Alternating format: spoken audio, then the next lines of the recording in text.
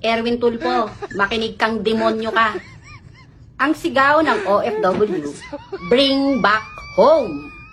Kaming mga nagmamahal kay Tatay Digong, yun ang sinisigaw namin. Bring back home. Hindi kailangan ng OFW ng 5,000 na pensyon kada buwan. Ang kailangan namin, maibalik si Tatay Digong sa ating bansa. Putang ina mo, Erwin Tulfo. Yang 5,000 na ino-offer mo sa mga OFW kada buwan, sasabihin mo na pensyon, putang ina mo ka, kainin mo, lamunin mo. Dahil yun naman ang sinasamba yung mga magnanakaw na putang ina ninyo. Pera. Tingnan natin kung mabuhay kayo ng pera na sinasamba nyo. Hindi namin kailangan ng pera dahil hindi pera nagbibigay ng buhay sa amin. Ang Holy Spirit ang nagbibigay ng buhay sa tao na tanga ka.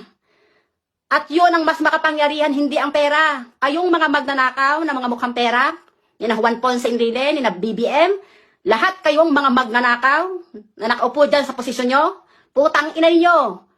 Mag-resign na kayong lahat. Kung ayaw nyo, dudumugin kayo ng taong bayan at yung mga pera na ninakaw nyo, ipapala mo namin sa inyong lahat.